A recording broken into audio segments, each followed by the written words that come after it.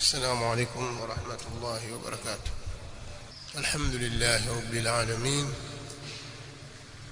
والعاقبة للمتقين ولا عدوان إلا على الظالمين، والصلاة والسلام على أشرف الأنبياء والمرسلين نبينا محمد وعلى آله وصحابته أجمعين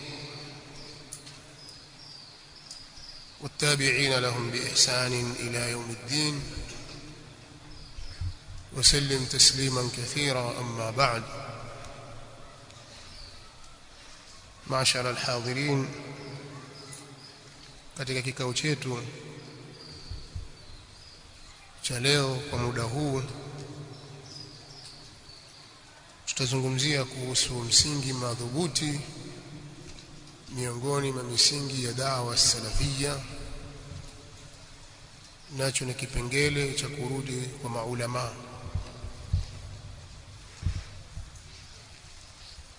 As-salafiyun ahlus sunnah wal jamaa, miongoni mwa misingi yao ambayo wameafikiana juu yake ni kwamba mambo yote ya dini yatarejeshwa kwa maulama waliosimama katika misingi ya haki juu ya kitabu cha Allah na sunna za Mtume Muhammad sallallahu alayhi wa alihi wasallam.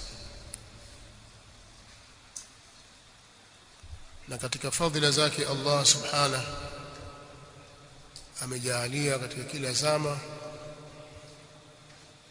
kuwepo kwa maulama. Wanaweza wasiwepo katika mji mmoja au katika miji fulani, wakawepo katika miji mingine, lakini katika kila zama kuna maulama ambao wao ndio wasimamizi wa dini hii, wanazuoni wa Kiislamu. Na itakapofika wakati hakuna maulama, kwa maana ya kwamba elimu haiko, ndipo pale wajinga watakapopewa nafasi, kama alivyoeleza Mtume sallallahu alaihi wa alihi wasallam. Au inawezekana wanawazuoni maulama wakawepo, lakini watu wasiwajue maulama, na kwa sababu hiyo wakashindwa kurudi kwao. Wasiwajue wanawazuoni na maulama wao kwa sababu mbalimbali tu. Miongoni mwa hizo ni kudharauliwa wanawazuoni hao na kutwezwa na si kitu chochote, na wale wababaishaji wakapewa nafasi wakionekana kuwa ndio wasemaji wa Uislamu, ndio mashekhe.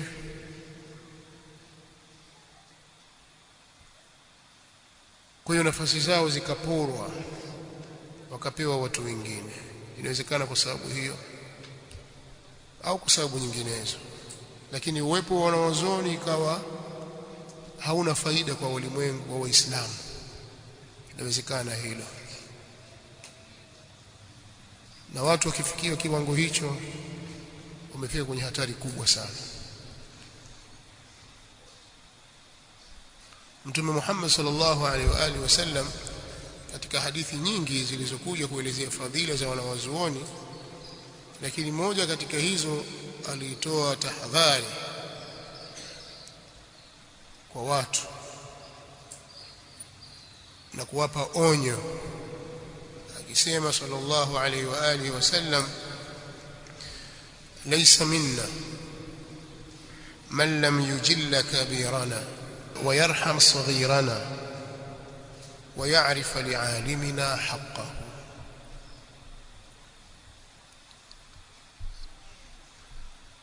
Huyo si katika sisi mtu ambaye hamuheshimu mkubwa wetu,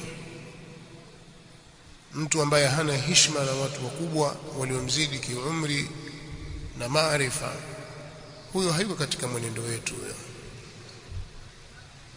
Pia si katika sisi mtu ambaye hana huruma kwa mdogo wetu, ana roho ya ususuavu na ukatili, hawahurumii wadogo na walio wanyonge, huyo hayuko katika mwenendo wetu na mfumo wetu na manhaji yetu. Na pia sio katika sisi mtu ambaye haijui haki ya mwanachuoni wetu, huyo hayuko katika manhaji yetu na njia yetu. Hadithi hii ni hadithi sahihi, ameitaja al-Imam Ahmad katika musnad wake, hadithi nambari 22807 kwenye al-Musnad, na wengineo katika wanawazuoni wa Kiislamu wameitaja hadithi hii na ni hadithi sahihi. Mahali pa kuweka nukta na yule ambaye haijui haki ya mwanachuoni wetu. Wako wanawazuoni waliosimama sawa sawa, wanawachuoni wa haki, lakini pia wakati huo huo kuna wanawazuoni wa batil, wanawazuoni wapotofu wapo, na katika kila zama itakuwa hivyo. Lakini sisi tunawazingatia ni wale wanawazuoni waliosimama katika njia ya sawa sawa, wana ilmu, wana hofu ya Allah subhanahu wa ta'ala. Talibul ilmi, mwanafunzi, kadhalika muislamu wa kawaida tu, anatakiwa awajue wanawazuoni ambao jambo lake atalirejesha kwao. Ulimwengu una mambo mengi sana, na kila uchao kuna mambo yanazuka, mara limetokea hili, mara limetokea lile. Kuna hali ya amani, kuna hali ya vita, hali ya amani, hali ya hofu, mitikisiko na mambo mbalimbali yanajitokeza katika ulimwengu, matukio makubwa yanayogusa ulimwengu wa Kiislamu. Wewe marejeo yako ni wapi? Sasa huko mitandaoni kuna watu wamevaa majoho na makoti ya maulama, wanazungumza kwa lugha ya ilmu, wewe huwajui.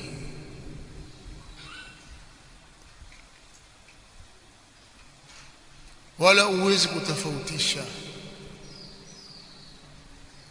Msingi wako wewe ni akili yako na utashi wako. Kwa akili yako hiyo ulionayo, ungeiweka katika mambo ya kilimwengu, ikawa mambo ya kilimwengu wayapeleka hivyo hivyo, basi ungeibiwa kila siku, na kila siku ungetapeliwa, si ndio hivyo? Huko mitandaoni kuna wauza madawa, madaktari na wasiokuwa madaktari.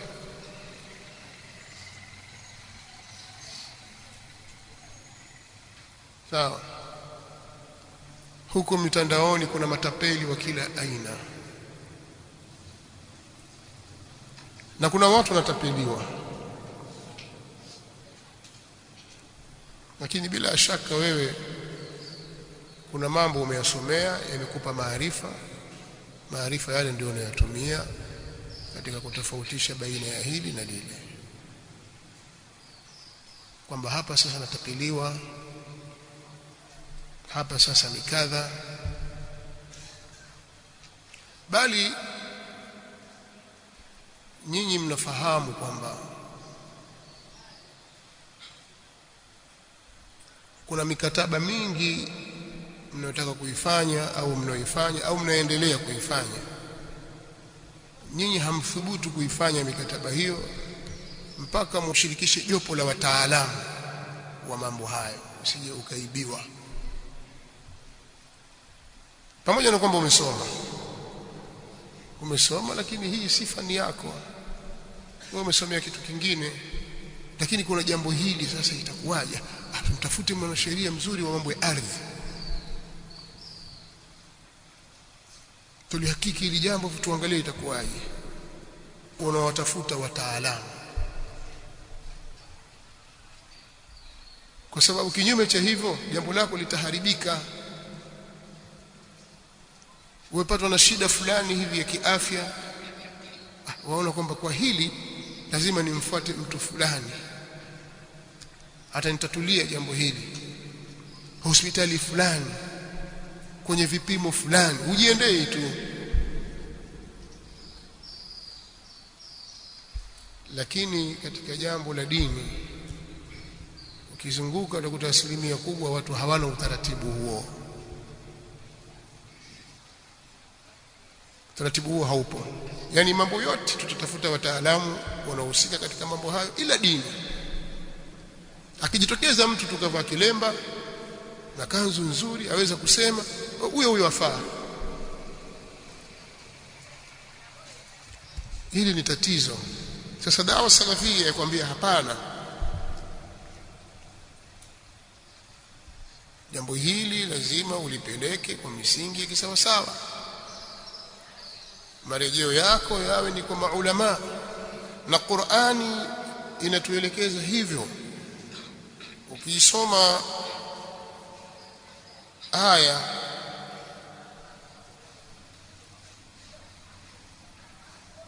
katika sura an-Nisa, Allah subhanahu wa ta'ala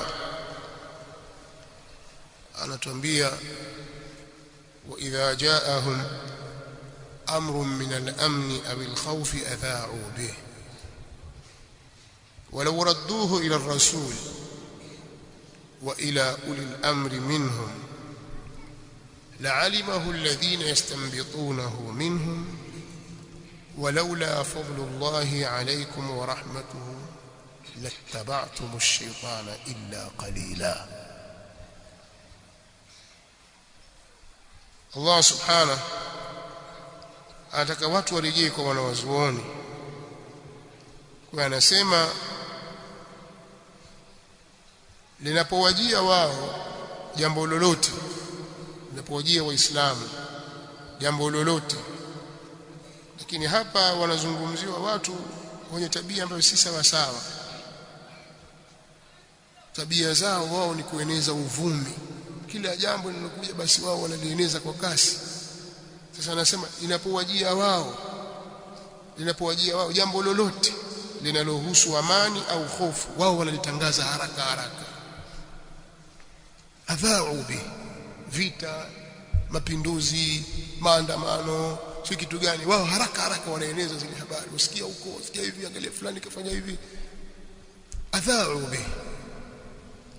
Sasa Allah subhanahu anasema walau radduhu ila ar-rasul wa ila ulil amri minhum, laiti wangelirudisha jambo hilo kwa mtume sallallahu alaihi wasallam wakati yuko hai, basi watu wangerudi kwa mtume sallallahu alaihi wasallam. Amekufa, warudi kwenye sunna zake.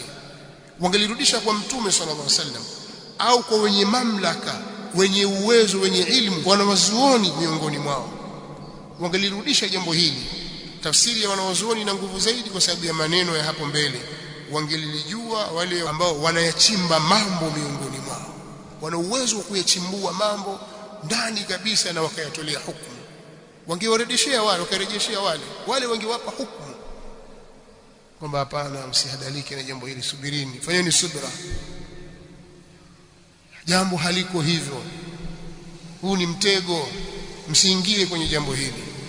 Lau wangelirudisha jambo hili kwa wanawazuoni walio na uwezo wa kuyachimbua mambo, walau radduhu ila ar-rasul wa ila ulil amri minhum la'alimahu alladhina yastanbitunahu minhum.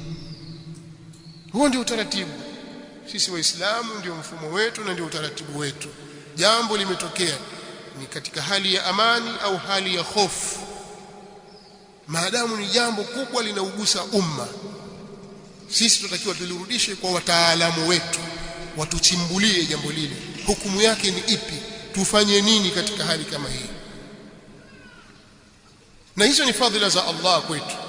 Walaula fadlullahi alaykum wa rahmatuhu, na laiti kama sio fadhila za Allah na rehema zake zilizoko kwenu. Hii ni fadhila ya Allah, kwamba sisi turudi kwa Mtume sallallahu alaihi wasallam, turudi kwa wanawazuoni wetu. Hizi ni fadhila za Allah na ni rehema zake. Kama si utaratibu huu, lattaba'tum ash-shaytana illa qalila, basi mngelimfuata shaytan isipokuwa wachache tu. Kwa maana ya kwamba yoyote ambaye huu si utaratibu wake atakuwa anamfuata shaytani. Kama huo sio utaratibu wako wa kuamiliana na matukio na majanga na mambo mbalimbali yanayojitokeza ulimwenguni yanayowahusu Waislamu na wengineo wasiokuwa Waislamu, kama huo sio utaratibu wako wewe ni mfuasi mzuri kabisa wa shaytani. Hii ni aya, walaula fadlullahi alaykum wa rahmatuhu lattaba'tum ash-shaytana illa qalila, mngelimfuata shaytani isipokuwa watu wachache sana. Al-Imam As-Sa'di rahimahullahu ta'ala katika tafsiri yake alipoileta aya hii, alipoitaja aya hii akasema, hadha ta'dibun min Allah li'ibadihi an fi'lihim hadha ghairi al-la'iq, huku ni kuwatia adabu. Allah anawatia adabu waja wake kutokana na vitendo vyao visivyolingana na wao, vitendo vyao visivyo sawa.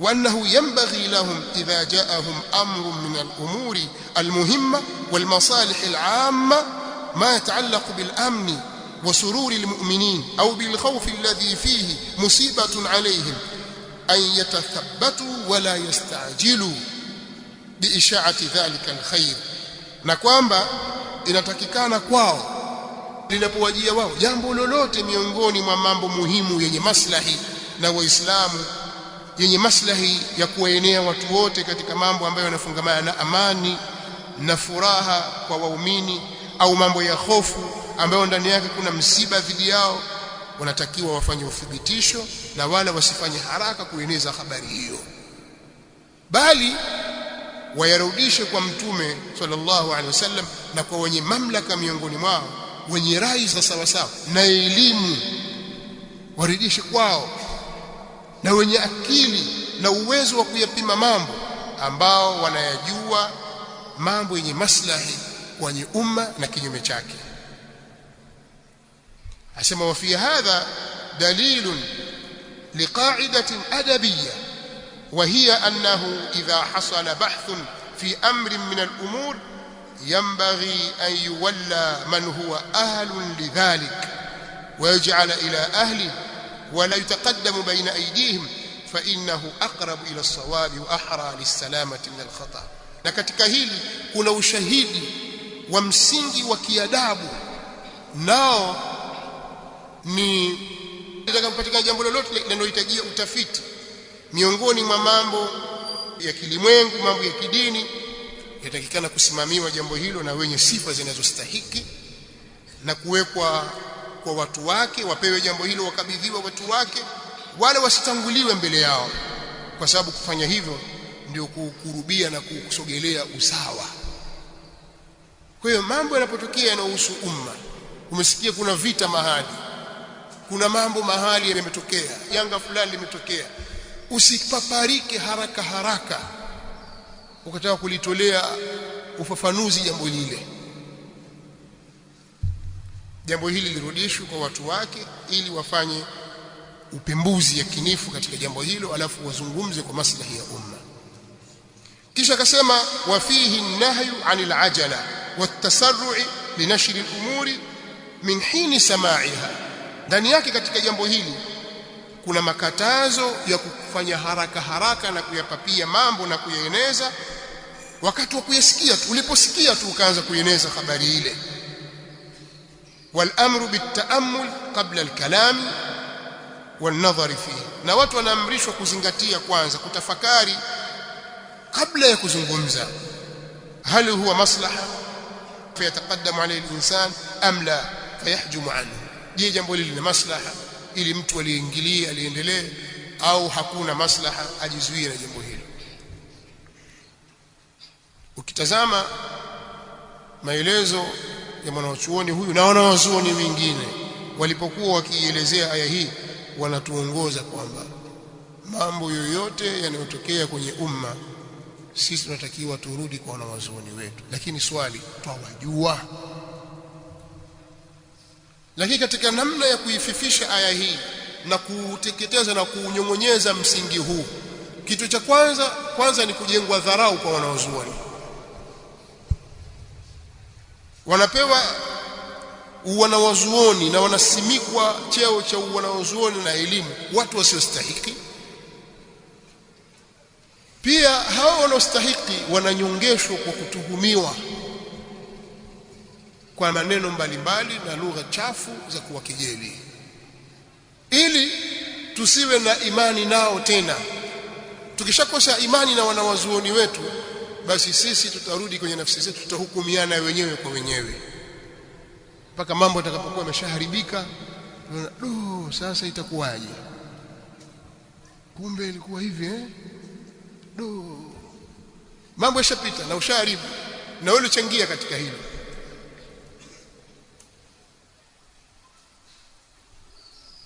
Muda huu ni mfupi sana.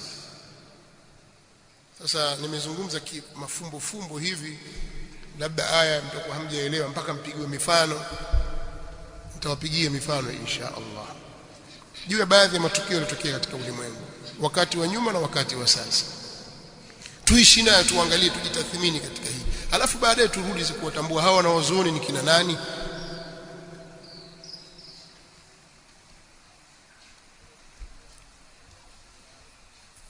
Kwa vijana wenye miaka 30 hivi, hauwezi kusema kwamba mtakumbuka hamkumbuki kitu, sababu ni matukio yalitokea mwanzoni mwa miaka ya 90. Kutoka mwaka 90 mpaka leo ni miaka 35. Ni wachache sana wenye miaka hiyo baina yenu. Wapo kiasi, lakini wengi wenu bado, si ndio hivyo? Ukisema baba wenye miaka 35 wasimame, ina maana yale matukio yakitokea wao ndio wamezaliwa, pia atakuwa hawana kumbukumbu. Waliona miaka 40, ina maana ilikuwa ndio pengine wa kuchekechea huko. Sidhani kama walikuwa labda wakiabashi, labda waliyasikia kidogo kaka zao na wazee wao matukio hayo kwamba litokea tukio fulani. Mwaka 1990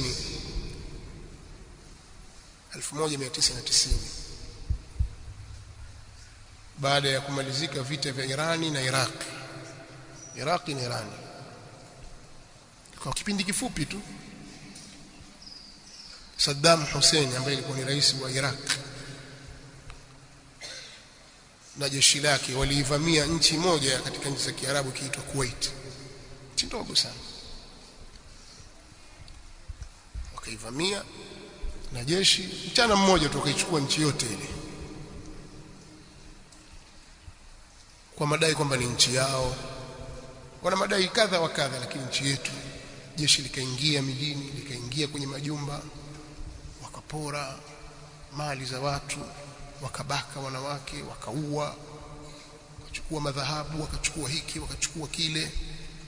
Yani wakafanya uharibifu mkubwa, na wao wana nguvu, kwa sababu wakati wakipigana na Irani, Marekani ilikuwa akiwapa silaha nyingi sana nzito, walikuwa wakipewa silaha na Marekani. Sasa anazo silaha na ana nguvu. Yeye Muislamu au nchi yao ya Kiislamu wa Arabu wakaivamia nchi ya Kiislamu ya Kiarabu. Zile nguvu zake hakutaka kuivamia Israeli, labda kuna Tel Aviv au wapi na mfano wa hiyo. Yeye akawavamia Waislamu wenzake dhulma wa udwana, na akawa anasema hii ni safari, tunakwenda mpaka Riyadh. Riyadh ni Saudi Arabia, Kingdom of Saudi Arabia. Kumbe aje mpaka huko. Ikawa sasa watu wanataharuki, na kule kaikalia nchi kimabavu, na akawa kweli anarusha makombora mengine yanafika Riyadh. Serikali ya Saudi Arabia ikakaa kwenye shura yake, wakajadili, sisi kupigana na Saddam uso kwa uso atatuharibia sana, yeye hana cha kukosa. hana cha kupoteza. Tufanyeje sasa? Waitwe wanawazuoni. Sisi tuna pesa, tuna fulusi. Tuwaite wanawazuoni, iko lajna ya maulama, kamati maalum ya jopo la wanawazuoni likiongozwa na al-Imam Sheikh Abdul Aziz bin Baz na wengineo katika wanawachuoni wa ahli sunnah wal jamaa. Swali likaja, je, inafaa sisi kukodisha jeshi la Kimarekani, jeshi la kikafiri kwa pesa zetu kumpiga Saddam Hussein atoke Kuwait na asilete uvamizi wake kwenye nchi yetu? Kiislamu yafaa? Ndio ulizwa wewe sasa. Tumlete kutoka Marekani na pengine kuna kambi zake za kijeshi zipo, lakini alete silaha, sisi tutalipa dola bilioni ngapi tutampa, lakini atoke pale na asije huku kwetu. Hebu tuambieni, katika fatwa ya Kiislamu hiyo yafaa? Alisti'anatu bil kuffar, kutaka msaada kwa kutumia makafiri kwa kutumia pesa yako, yafaa? Wanawazuoni wakakaa wakalitafakari lile jambo, wakapitisha fatwa kwamba kwa maslaha hayo inafaa. Fatwa ikatoka kwamba yafaa, ikaingiwa mikataba ya kumpiga Saddam Hussein. Tuko pamoja? Kipindi kile kile wakatokea baadhi ya wanaharakati, vijana wadogo kwa wakati huu, miaka 30 na ngapi, 40, vijana wale si katika wanaozuoni wenye kuzingatiwa kwa wakati huo, wakatoka na kufanya mihadhara kuonyesha kwamba jambo hili halifai, haifai, itakuwaje na nini. Kwanza hii sio kujilinda, huku ni kutawaliwa, mlete makafiri katika nchi za Kiislamu. Wakasema maneno mengi, vijana wengi wakaathirika na propaganda zile. Wanawachuoni wakatiwa kwenye khiana, wanawazuoni wakatukanwa kwamba hawa ni wanawazuoni wa kiserikali, hawa majasusi, hawa wanatumiwa, watawala wanawatumia hawa hivi, mpaka ile heshima ikaondoka katika nyoyo za watu. Vita ikapiganwa, na nyinyi mwakumbuka, katika kuamsha hisia za Waislamu ikawa Saddam Hussein akirusha skadi Riyadh, nyingine alipeleka Tel Aviv. Skadi, Allahu Akbar, unapiga Tel Aviv.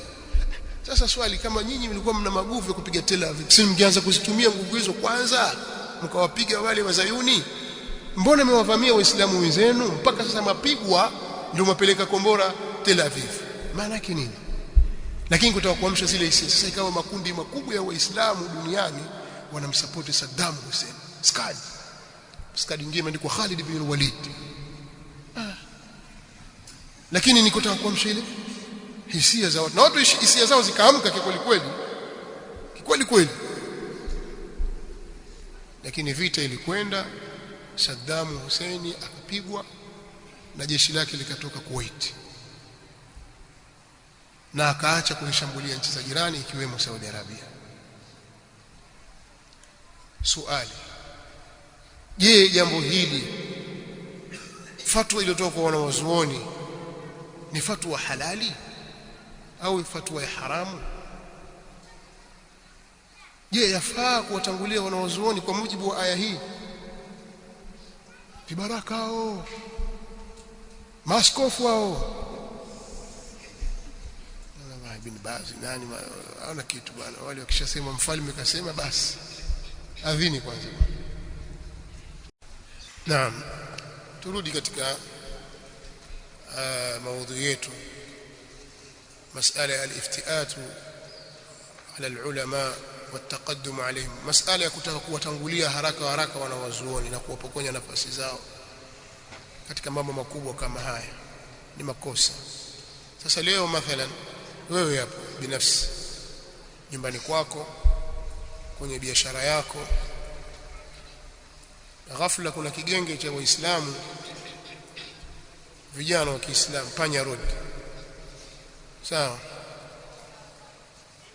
au vibaka tu wamekuja, ukiangalia yule pale ni Muhammad, yule ni Said, yule ni Ali, yule ni Uthman, yule kadha, waislamu Abu Bakar, majina ya Kiislamu na ni waislamu vijana, wamekuja na mapanga yao, wamekuvamia kwenye ofisi yako au nyumbani kwako, na katika tabia zao wanaweza kukuua au kukujeruhi, wanaweza kubaka pale nyumbani kwako, kufanya uharibifu mkubwa. Unapokaa jirani yako na jirani yako si waislamu, makafiri. Haya, muulize Sheikh, je, Sheikh yafaa kumuita John aje nisaidie kwa sababu ana bunduki? Yafaa? Haifai. Haifai. Pambana nao wewe mwenyewe. Wale watakuja kuwaua waislamu pale, yule atakuja kuwaua waislamu bure. Sasa itakuwaje John aje kuwaua waislamu bwana? Si ndio hivyo? Lakini sasa akili zikishakuwa zimeharibiwa, hazitafakari kama wanavyotafakari wanawazuoni. Wanawazuoni wanatazama mambo kwa mapana yake kwa mujibu wa misingi ya dini. Basi kwa hili vitabu vimeandikwa, kaseti zikatolewa kwa wakati ule zikiwatusi wanawazuoni kuwa ni wanawazuoni ulama usulta, wanatoa fatwa kuwaridhisha wafalme. Hawana maana yoyote. Mambo haya yakaenea kila mahali.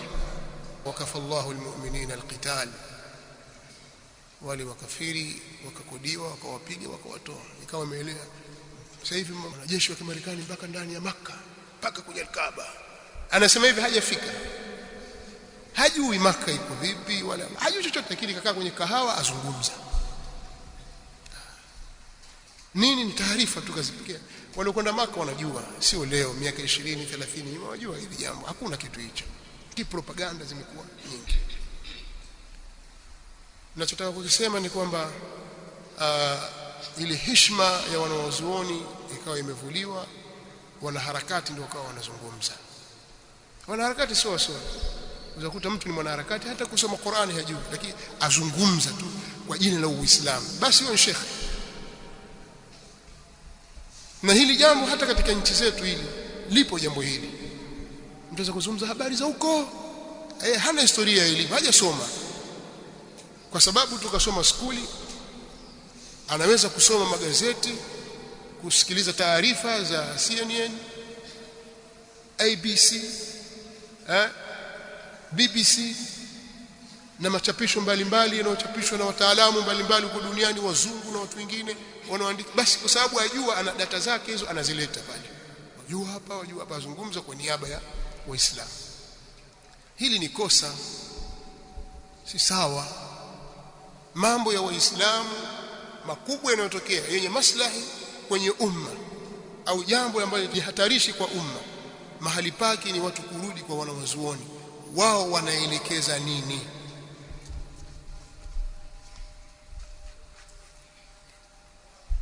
Na tunaposema hawa wanawazuoni ni watu wasomi waliotaalamika, si kwamba alipita madrasa kasoma madrasa kwao huko. Huyu ni msomi mbobevu, amebobea katika ilmu ya sheria ya dini Allah subhanahu wa ta'ala,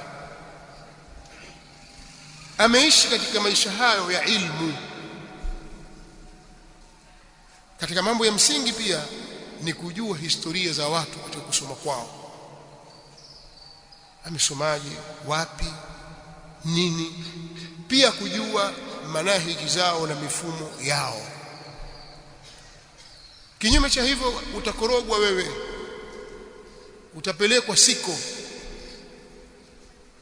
Watakuja waganga wa kienyeji, wampita madrasa, watazungumza mambo yao ya kiganga, utaona ni shekhe, si shekhe.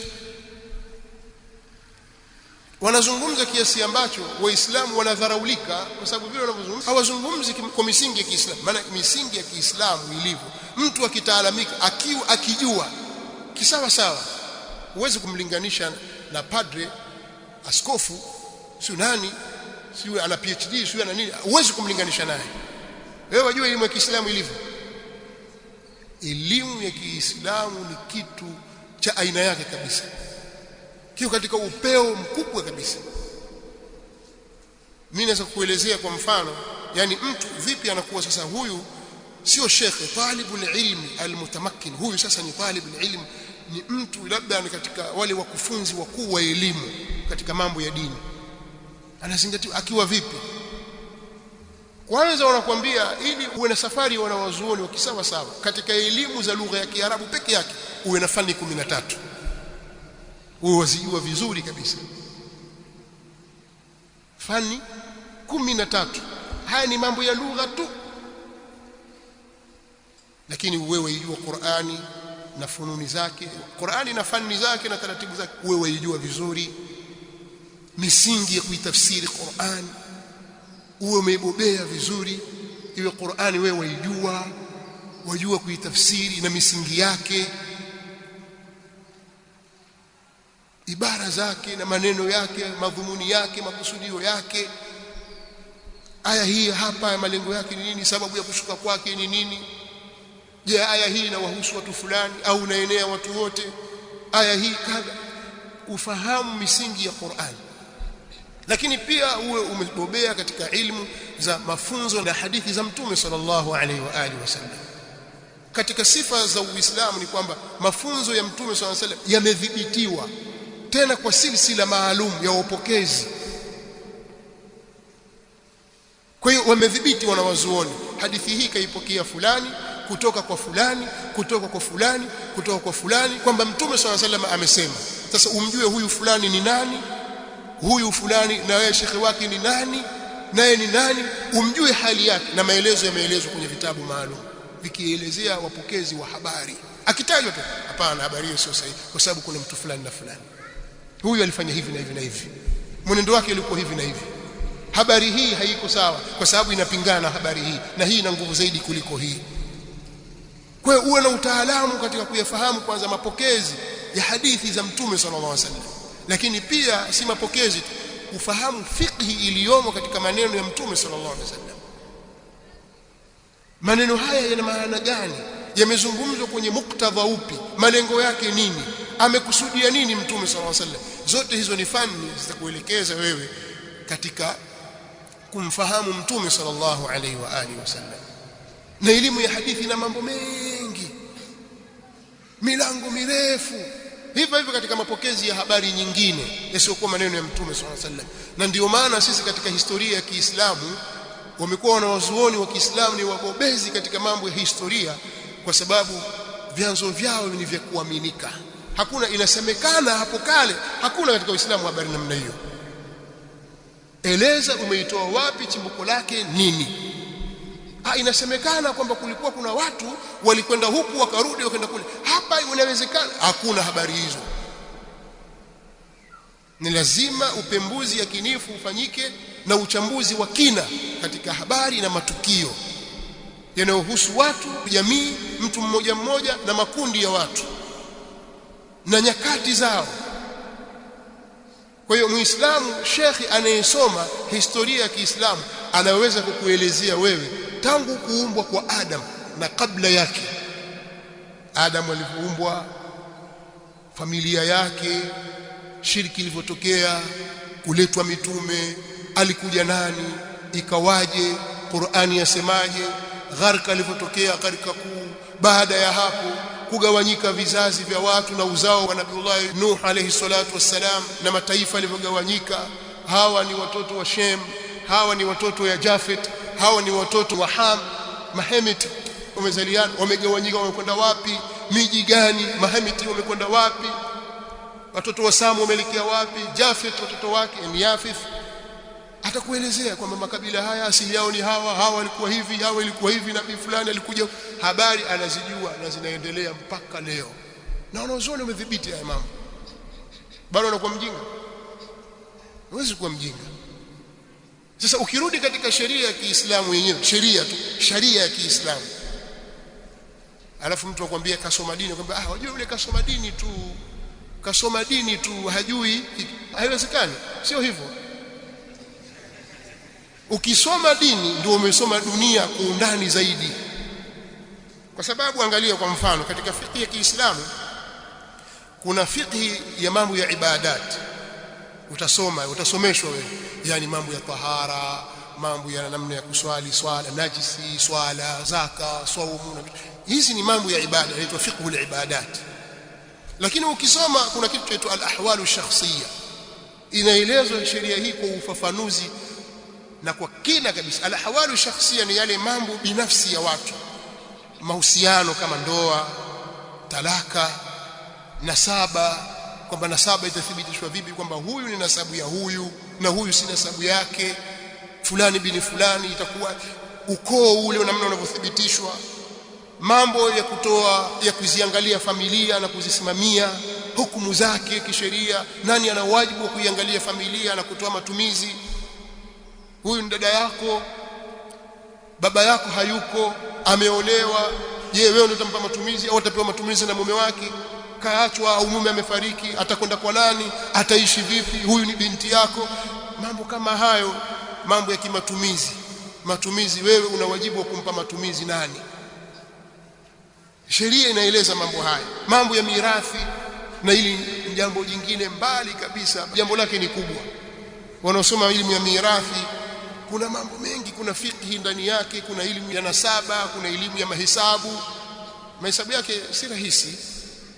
Wasoma hisabu shekhi, vipi utaigawa mali? Mali hii inagawanyika na mali hii haigawanyiki. Kwa mfano real estate, mali iko pale, mashamba, nyumba, zitagaiwa vipi, kwa nisba ipi, kwa nisba au kwa qararit? Utaigawaje mali ile, kila mmoja apate sehemu yake? Ni utaalamu na ubobevu wa hali ya juu. Haya mashekhi wanayasoma katika vyuo, kwenye madaris yanasomeshwa, ni elimu na ni katika sehemu ya sharia ya Kiislamu. Kwamba mimi sijasomea hilo, shekhi asema mimi sijasomea mambo ya Qur'an, kwa hiyo haya mimi sijui. Si shekhi huyo, atakiwa ayajue haya. Hizi ni al-ahwalu shakhsiyya, na malengo yake ni kupanga na kudhibiti mahusiano ya kifamilia kati ya wanandoa na watu wa familia na jamaa wengine. Inaitwa al-ahwalu shakhsiyya, milango maalum imewekwa. Ukisoma kwenye vitabu, kitabu nikah, kitabu sadaq, kitabu nafaqa, kitabu alhadana, mambo ya kulea watoto, nani ana jukumu la kuwasimamia, baba amefariki, mama amefariki, mtoto atalelewa na nani, atakwenda wapi, nani msimamizi, matumizi yake yatatoka wapi. Vitu vyote vimewekwa ufafanuzi wake katika sheria ya Kiislamu. Hiki ni kipengele kimoja tu cha al-ahwalu shakhsiyya. Lakini kuna al-ahwali zinazoitwa al-ahkamu al-madaniyya. Al-ahkamu al-madaniyya wenyewe wasema ni hukumu za mambo ya kiraia. Sasa sisi ni raia, tunaishi katika mujtamaa wetu, tunaamiliana, tunauza, tunanunua. Kwa mambo ya biashara, al-bay'u wash-shira, mambo ya ijara, kukodisha watu, umemkodisha huyu, umekodisha kile, ukodisha kipando chako, umekodisha nyumba yako, kuna hukumu zake, taratibu zake Kiislamu. Shekhe atakiwa azisome hukumu hizi, azijue kwa mujibu wa dalili na maongozo wa Kiislamu kupitia Qur'ani na sunna za Mtume sallallahu alaihi wasallam. Atakiwa asome mambo ya rehani, umeweka bondi mali yako.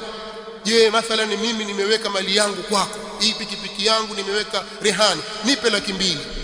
Je, mimi niliwekewa rehani nina haki ya kuitumia sasa nikaifanyia bodaboda? Kama sasa naenda narudi, kija basi nimekupa mpya, imekuja sasa imechakaa. Yafaa. Sheria hizi zimewekwa katika vitabu.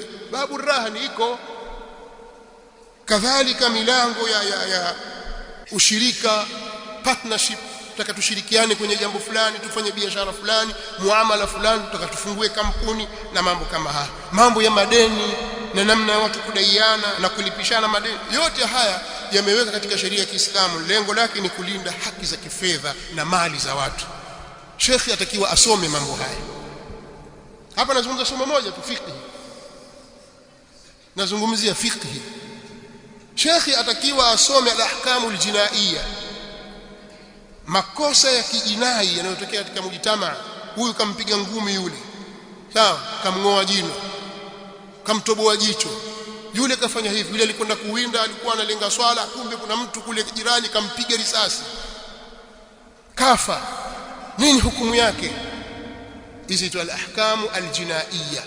Shekhi anazisoma hizi, na lengo lake ni kulinda maisha ya watu, kulinda mali za watu, kulinda heshima za watu, kuweka usalama katika jamii, kuweka uhusiano mzuri kati ya mkosaji na muathirika na jamii, na kuainisha makosa yake na hukumu zinazotakiwa zipitishwe ili kuzuia kuendelea kuvunjwa haki hizi.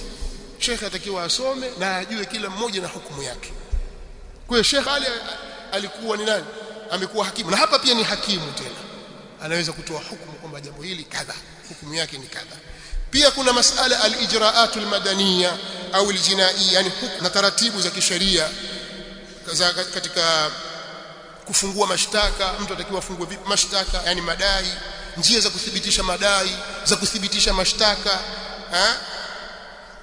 haki za kutoa ushahidi, nani anatakiwa awe shahidi, shahidi katika ndoa, shahidi mahakamani, shahidi katika biashara, shahidi katika mikataba, nani ana sifa ya kuwa shahidi, mambo ya viapo vitakuja wakati gani, yanatakiwa vipi, ushahidi wa kimaandishi una nafasi gani, iliandikwa vipi. Shekhe huyu atakiwa mambo yote haya ayajue katika somo moja tu, somo la fiqh. Shekhe huyu atakiwa ajue al-ahkamu ad-dusturiya ambayo yasomeshwa katika fiqh, yani hukumu za mambo ya kisheria za kinchi na mikataba na katiba zake, yani mfumo wa utawala, ajue kanuni za uongozi, uhusiano kati ya watawala na raia, haki na wajibu wa watu binafsi na makundi mbalimbali. Kuna watu wenye ulemavu, kuna watu wenye kujua haki zao mbalimbali. Shekhi atakiwa asome mambo hayo. Mwanazuoni wa Kiislamu mbobevu atakiwa ayajue mambo. Likitokea jambo ashajua hii hukumu yake ni kadha, ataweza kusema, si masala kuropoka tu kwenye mitandao. Shekhi, hii ni fiqh na sheria ya Kiislamu. Ajue al-ahkamu ad-dawliya, hukumu za kimataifa ambazo zinajenga mahusiano kati ya dola ya Kiislamu na mataifa mengine, hali ya amani na hali ya hofu inapotokea jambo, limetokea janga, yametokea maradhi, yameenea katika mji, katika nchi, kipindupindu kimeenea, covid imeingia. Shekhe, wewe wasemaje? Watakiwa uwe na majibu ya kuwapa Waislamu kwamba jamani, katika hali hii muongozo wetu ni huu. Waislamu tulie, kila mmoja akae kwenye nyumba yake, lockdown, watu wasitoke. Ndio Uislamu umetufundisha. Shekhe ajue, azungumze, sio kila mtu aseme tu. Ina maana shekhe ametaalamika, anajua. Mbali na hayo, shekhe atakiwa ajue al-ahkamu al-iqtisadiyya wal-maliyya, hukumu za mambo ya kiuchumi na mali, ili apate kulinda haki za watu katika mali. Abainishe njia za umiliki, sio kila njia ya umiliki yafaa, hii ya haramu, hii ya halali. Umepata vipi mali hiyo? Umeimiliki vipi? Je, umiliki wako ni wa halali au si wa halali? Shekhe atakupa hukumu jambo hilo. Usimamizi wa mali, nani atasimamia mali ya mtoto mdogo aliyerithi kutoka baba yake, naye akiwa bado yatima, hajafikia umri wa baligh? Mtoto mdogo anaweza kuwa bilionea, baba yake alikuwa na mali nyingi tu, lakini amekufa baba yake, umri wake miaka 5. Msimamizi ni nani? Nani atasimamia mali yake? Ataisimamia vipi? Ataiendeshaje? Huyu tumjua ni safihi, ni mtu mbadhirifu, atumia mali ovyo. Sheria yasemaje? Atasoma aya, wala tu'tu sufahaa amwalakum allati ja'ala Allahu lakum qiyama. Huyu mbadhirifu asipewe mali, azuiwe, apewe matumizi yake kila siku. Tutaifreeze account yake kwanza mpaka tuangalie iko sawa. Shekhe atakiwa ajue mambo haya, matumizi ya mali kwa mujibu wa sheria na mengineyo. Ni somo moja tu la fiqh, na fiqh ina vipengele vingi, mambo mengi. Bado utakuwa akili yako imedumaa tu, haiwezi kudumaa, lazima akili yako ichangamke. Kuna mambo mengi kujua. Sasa mimi nataka kuwaambia kwamba tusighurike na kile anayezungumza kwenye mitandao au kwenye majukwaa, watu wakampa nafasi ukaona kwamba huyu ni shekhi. Sisemi hivi kwa njia ya kudharau, lakini mashambulizi katika jambo hili yamekuwa ni makubwa sana. Watu wameshaona kwamba kuna maslahi ndani yake. Mambo haya yameingia kwenye dini nyingine.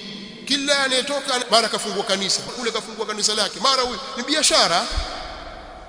Tusiruhusu jambo hili kwenye dini yetu. Na sisi Waislamu tunatoa nafasi kwa sababu ya ujinga wetu.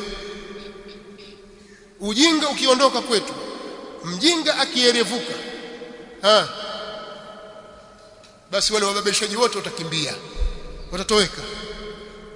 Kinyume cha hivyo tutaendelea kutapeliwa katika dini yetu. Ad-dinu ra'sul mali fastamsik bihi fadhaya'uhu min a'zami al-khusran. Maneno haya huwa nayakariri sana. Dini ni rasilimali muhimu sana, ishike vizuri. Kuipoteza rasilimali hii ni hasara kubwa sana. Sasa vipi unakuwa mjinga kwenye dini yako, unamkabidhi mtu yoyote tu amsikiliza, asema basi? La, hilo jambo haliwezekani alfu marra la. Kwa hiyo mwanachuoni wa Kiislamu aliyesoma fununi hizi akataalamika katika milango hii, akawa na fiqhi katika dini, akawa na maarifa, sikwambii katika mambo ya imani na itikadi, huko amebobea mambo tungu nzima, ajua mambo, ukisema tu kujua wewe ni mtu wa mrengo gani. Sikwambii katika fani nyingine ambazo hazipo katika matumizi yetu, kwa sababu bado sisi hatujafikia maendeleo hayo. Na kuna vitu vingine mpaka visemwe mpaka maendeleo hayo yafike. Fununi mbalimbali wanaozuoni wa Kiislamu wanataalamika, wanakuwa nazo fani hizo. Shida labda inakuja kwenye lugha. Sasa lugha ndio elimu. Tumjalie kwamba aliyesoma Marekani kwa Kiingereza huyo ndio mtaalamu, lakini aliyesoma Beijing China mtaalamu kwa Kichina huyo sio mtaalamu. Ndio hivyo. Unaona China wanapopiga pesa na Kiingereza wajui. Piga pesa kikweli kweli tena. Wataalamu tena. Ni wataalamu kweli kweli. Sasa sisi tuna akili fulani tumetengenezwa, tushasetiwa akili zetu na wakoloni. Hata nyinyi mko hivyo hivyo. Ndio mshasetiwa, ile akili imewekwa sawa sawa, na baadhi ya nchi hata ndugu zetu walituzunguka majirani na sehemu nyingine tayari watu washasetiwa akili kwamba Kiingereza ndio elimu. Hata kama wafana njaa, lakini basi wajua Kiingereza tu. Umezungumza Kiingereza fasaha, basi mtaalamu huyu. Lakini huko wadaiwa kodi. Mwenye nyumba hajasoma hata Kiingereza hajui. Mfahamu? Tusije tukachanganywa hapo tukaamini hivyo. Na ndio maana sasa tuna wataalamu wengi kabisa, lakini vitu vya msingi kabisa wanashindwa kuvitengeneza. Kwa sababu tunamezeshwa tu vitu ambavyo havina maana kwetu. Imekuwaje wenzetu wamekuwa ni madaktari wabobezi, mabingwa, sisi kila siku tutukanwa tu. Hatuna taaluma, hatutoi huduma inavyostahiki, twaharibu. Imekuwaje wenzetu wamekuwa ni wasanifu wazuri wa majengo, wahandisi wazuri, majengo yao yanakuwa imara, sisi kila siku tuharibu. Tukiachiwa sisi miradi, tukiachiwa sisi tutaiharibu. Sikaachiwa Mwafrika, kaachiwa Mwafrika pale alipoondoka mzungu. Na ndio hali halisi ilivyo katika nchi zetu. Mimi nitawapigieni mfano. Leo katika hii nchi ya Tanzania palikuwa kuna mashamba ya mkonge. African Office iko Tanga hapa. Mkonge ulikuwa unazalishwa Tanzania, hasa Tanga bil khusus, na ileta pato kubwa kabisa katika taifa. Miaka ya 60 kuja 70 karibu tani laki ngapi ilikuwa zikizalishwa. Imekwenda wazungu walipoondoka, mara tani 1080 zimepungua. Mara tani sio laki ngapi zimepungua. Mara hauna faida tena. Nini kaachwa Mwafrika? Mzee Mwinyi, mzee Ruksa katika kitabu chake anaeleza, asema yani shida kubwa iliyotokea katika nchi yetu sisi. Yeye asema ile siasa ya Mwalimu, siasa ya ujamaa sio mbaya, lakini wale waliocho kuisimamia kuitekeleza ile walishindwa. Wakashindwa kutekeleza. Kwa nini? Mwafrika mjinga, hajui, ameimbishwa tu kule shule, basi hana alichokielewa. Yeye atakiwa alete mapato, yeye ndo anazidi kutumia. Yani anachokitumia, matumizi yake kwa mwezi atumia milioni 2, wakati yeye anaingiza laki 7. Twende mwaka mmoja utabaki na kitu hapa. Katika alioeleza kwa mfano haya mashirika ya umma yote, sema waliajiriwa watu wengi hawana kazi katika ile mashirika ya umma. Watu watakiwa 700 tu labda, au watu 1000, umeajiriwa watu 6000. Watu wapia na kazi tu, meneja hajali wala nini. Bandari kuna kikundi cha ngoma, watu bandari na ngoma wapi kwa wapi? Watu walipo tu kwa sababu kuchekesha, kwa sababu za kibisa. Yule akasema kubeba vyuma, lakini kile cha bandari kile, hiki cha posta hiki. Wameajiriwa watu tu mzima. Hivi wamejazana pale, wanakula tu. Sasa hesabu, hamjui hesabu. Kuna timu za mipira, kila shirika la umma, basi balaa. Hao wasomi ndio tena Wakristo. Si ndio walikuwa wamesomeshwa wakati huo? Mwaka 70, 75% ya wabunge wa Tanzania walikuwa ni Wakristo. 70 kuna 71 bunge la Tanzania, na 75 wa Kristo, 70 Katoliki. Tathmini ya kweli kabisa. Dr. John Sivalo ameeleza kwenye kitabu chake Kanisa Katoliki na Siasa Tanzania Bara. Alafu hao ndio wamekwamisha nchi mpaka imefika nchi sasa haina kitu, njaa. Sasa nyinyi wasoma nini jamaa? Lakini ukiusoma Uislamu unakuwa na maarifa sahihi na una uwezo kuleta upembuzi wa mambo, upembuzi yakinifu kabisa. Kwa sababu kuna mambo mengi ambayo yataka uhai umri wako uumalize katika kuyasoma mambo haya. Kwa hiyo mimi sitaki kuwaambia kwamba kuanzia leo sasa na nyinyi msome miaka 40. Asisemi hivyo. Tutakuwa sijafanya jambo, lakini tusomeni tuijue dini yetu. Lakini pia tusiwasahau watoto wetu kuwekeza katika elimu hii, yataji watu. Hii elimu ya dini hii ya kuisoma dini vizuri, kunahitajika watu wakuja kuihami dini, waijue sheria hizi. Leo kumeingia huduma za kibenki za Kiislamu, Islamic Bank. Utaambiwa mambo chungu nzima. Kuna wataalamu sasa pale, lazima ujue sheria, al-ahkamu al-iqtisadiyya wal-mali, lazima ujue vizuri. La sivyo utadanganywa sasa hivi, utaambiwa huu ni murabaha kumbe sio. Umeelewa?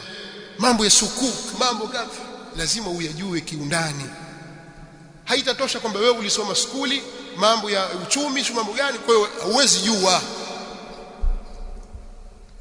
Kuna wataalamu watakudanganya tu hapo, utazungumza kitu ambacho huna elimu nacho. Ina maana tunatakiwa sisi tuandae ndani yetu kwanza kwa Waislamu, tuwe na watu. Sasa turudi malizie maneno yetu kwamba lazima sisi tuwajue wanawazuoni wetu, wanawachuoni wa Kiislamu waliosimama katika misingi ya sawa sawa ambao sisi tunatakiwa turudi kwao.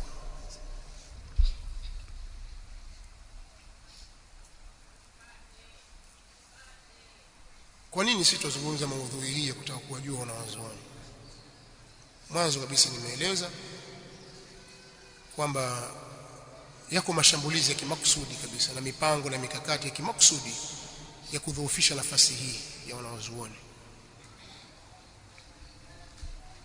na kuona kwamba wanawazuoni si chochote, na sio lazima wanawazuoni wa Kiislamu. Mashekhe, wajua hawa mashekhe, na wakipiga mfano wa mashekhe wapiga wale ambao hawakusoma, si ndio wanaowaona wako mbele. Taja mashekhe, wataja wale ambao kusoma kwao ni kwa ubabaishaji, pengine wana ufundi tu wa kuzungumza kwenye majukwaa basi, lakini elimu hasa ya kusoma dini hawana, ambapo sasa Muislamu wa kawaida hawezi kutofautisha kwamba ndiye au siye. Akiwekwa sawa, mashehe sasa wajua mzungumze, mngewekana sawa tu huko mngeitana, sio hivi mashehe na yeye pia yule yumo. Mnatudhalilisha sana sisi katika Uislamu wetu.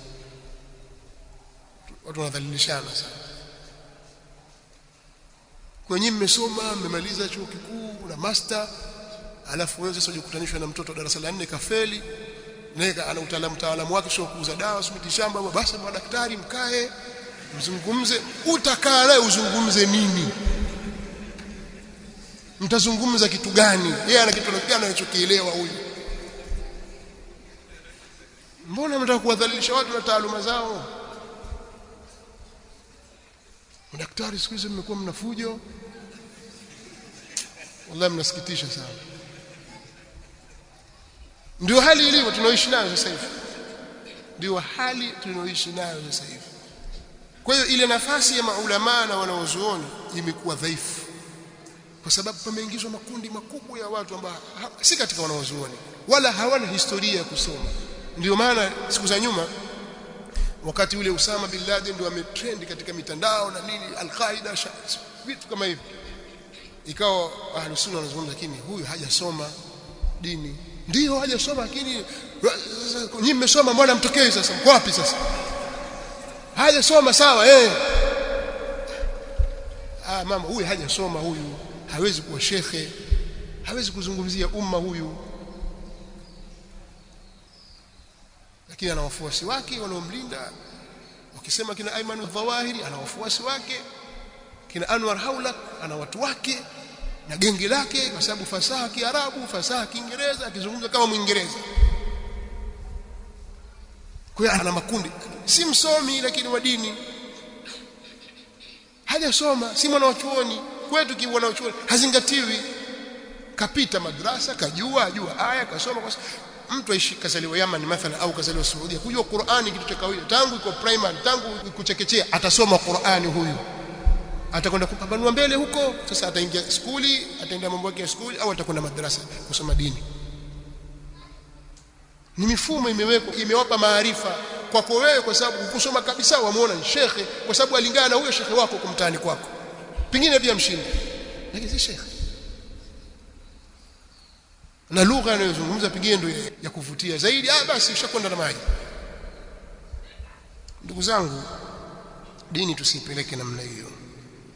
Sisi ahlus sunnah wal jamaa katika kila zama tuna wanachuoni wakubwa katika zama hizi. Katika miongoni mwa ulama wakubwa wa ahlus sunnah wal jamaa ni al-Imam Sheikh al-Islam Abdul Aziz ibn Baz rahimahullah ta'ala, ambaye alikuwa ni mufti wa al-Mamlaka al-Arabia as-Saudia. Shafariki, lakini huyu ni mwanachuoni mkubwa, athari yake ni kubwa katika ulimwengu. Amesomesha wanawazuoni wengi, mtaalam katika mambo ya dini, na wanawazuoni wamempasisha kuwa huyu ni mwanachuoni tena mwenye akida iliyosalimika. Kwa sababu utakumjua mwanachuoni, wasikilize wanawazuoni wanasemaje, sio wajinga. Wanawazuoni wanasema nini kuhusu huyu, sio wajinga. Mwanachuoni hapitishwi na wajinga, kwamba wajinga wengi milioni 5, wajinga milioni 5 wameafikiana kwamba huyu ni mwanachuoni. Haizingatiwi Kiislamu, haizingatiwi, ni kama vile hakuna. Yani mmenielewa? Wamekusanyika wajinga milioni 5, milioni 50, milioni 60, wameamua kumpa ushekhe mtu fulani. Hawazingatiwi wao wala huyo shekhe wao, wanaozingatiwa kwamba huyu ni alim ni wanawazuoni waseme huyu ni alim. Kwa hiyo ukitaka kumjua Ibn Baz, soma maelezo wanawazuoni wanasemaje. Yeye ni mwanachuoni. Sheikh Muhammad Nasiruddin al-Albani, na uzuri kwamba hawa ni wanawazuoni wamefariki si muda mrefu. Matukio mengi yaliyotokea katika huu ulimwengu wameishi, wameyaona, wameyazungumzia. Kwa hiyo hata ile itakayotokea baada ya hapo pia nayo tutayalinganisha na yale. Wameishi kwenye karne hizi. Labda unaweza kusema kina Imam Shafi'i, kina Imam Ahmad, kina Imam Malik rahmatullahi alayhi, wao wamekufa zamani. Haya mambo ya sasa hawajayaona. Sisi tunazungumza wakati wa sasa huu, wakati utokea mambo ya maandamano, mambo ya vitu gani, mambo ya vitu gani, hawa hawakuyadiriki. Sisi tunazungumza hawa walioyadiriki ni wanawazuoni hao, kina Sheikh Muhammad Nasiruddin al-Albani, ni mwanachuoni mkubwa katika wanachuoni wa ahli sunnati wal jamaa katika zama hizi. Asili yake huyu bwana ni mzungu wa Albania. Albania ni nchi iko Ulaya Mashariki. Alizaliwa kule, babake alikuwa ni shekhi, mwanachuoni mkubwa. Ulipoingia ukomunisti katika nchi zile, baba yake akakimbia kule na familia yake, akatoka nchi za Ulaya akaja Damascus, Syria, akakaa pale. Mtoto wake akakulia pale, akasoma pale kwa wanawazuoni akiwa babake. Kwa ni mzungu. Mzungu tu bwana, karibu dini. Wazungu wako wengi katika dini humu, wanawazuoni wakubwa. Katika wanawachuoni wa Kishafi mzungu Abu al-Abbas Shihabuddin ibn al-Naqib, mwenye kitabu cha Umdatu Salik wa Uddatu Nas, kitabu maarufu katika madhhabi ya Shia. Tukisomesha hapa sisi, kitabu muhimu kabisa cha sheria ya Kiislamu. Haya tuliyotaja yote yametajwa kwenye kitabu chake.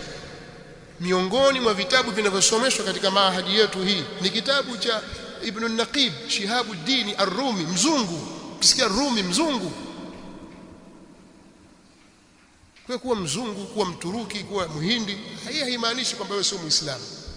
Uislamu ulifika kule, ulifika Cyprus mapema kabisa katika zama za kina Muawiya bin Abi Sufyan. Ndiye aliyepeleka manuari ya Kiislamu ikaingia Cyprus, ikaenda Vienna, Namsa. Uislamu ukazichukua nchi zile mapema kabisa, mpaka ilipokuja dola ya Ottoman, dola al-Uthmania, ikazichukua nchi zote zile zikawa ziko chini ya utawala wa Kiislamu. Pametoka wanawazuoni wengi wazungu. Hata huko Spain tuliposema Andalus, wanachuoni wengi wametoka katika karne nyingi wa kizungu, wameandika kwenye fani mbalimbali za Kiislamu, tafsiri za Qur'an, hadithi za Mtume sallallahu alaihi wasallam, walikuwa Waislamu. Hivyo hivyo katika Amazigh, Misri na nchi nyingine, Wahindi walikuwa wanazuoni wakubwa. Mwanachuoni mwenye kitabu Fathul Mu'in al-Milibani, Muhindi. Sasa usimtume mtu kwanza yule mzungu tu, ndio Mwafrika tu, alafu mbantu wahid, kwa ndio sio Muislamu bwana.